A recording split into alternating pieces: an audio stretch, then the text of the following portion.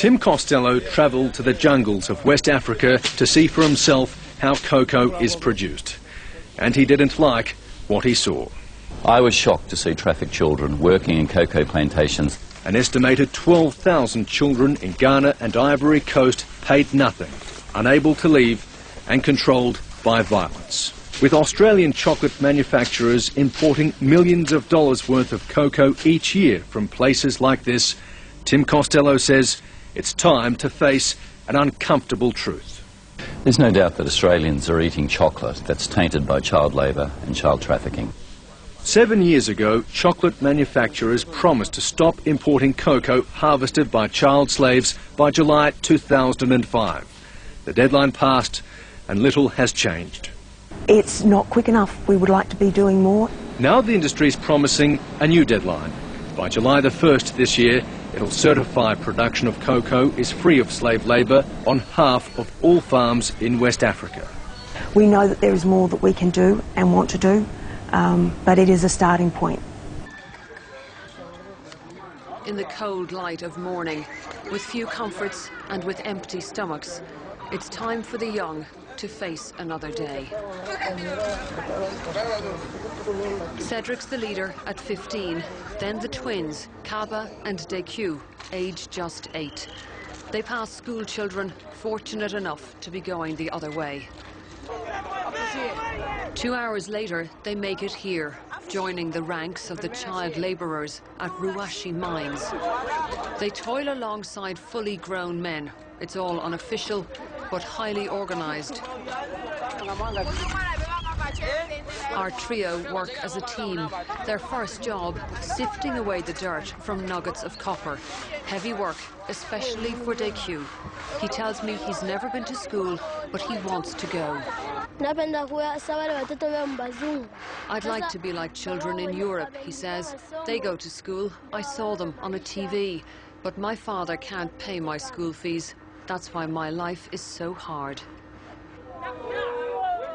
A few steps away, other young boys, like Deku, forage in the dirt. The older ones get paid more, so many of the organisers here prefer to use a child.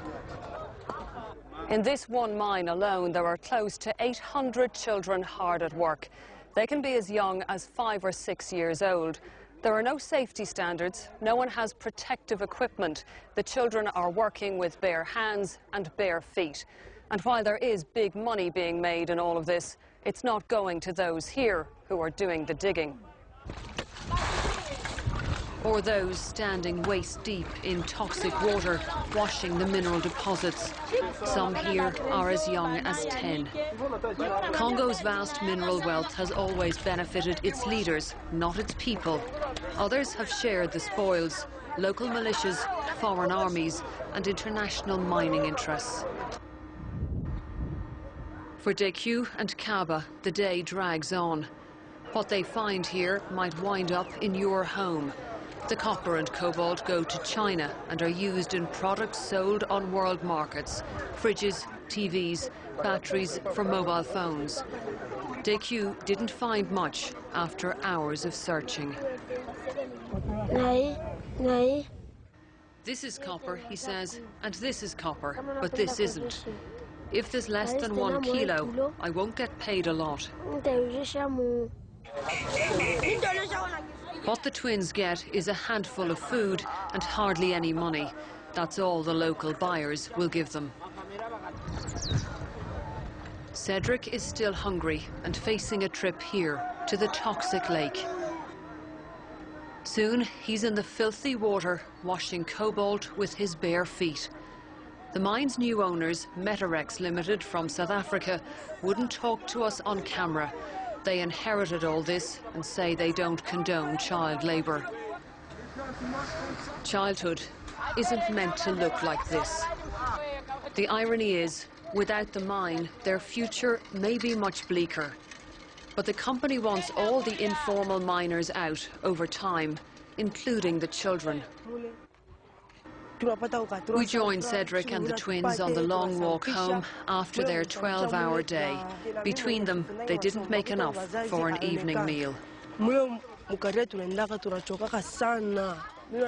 We get very, very tired in the mines, he says. We spend all day there. It's horrible work. Now we are just going to drink some water and fall asleep. At home, they wash the grime away, but tomorrow they'll be back in the mine. They go 6 days a week. Still, these boys have their dreams. Cedric wants to be a mechanic. Kaba and Dekyu both want to be pastors.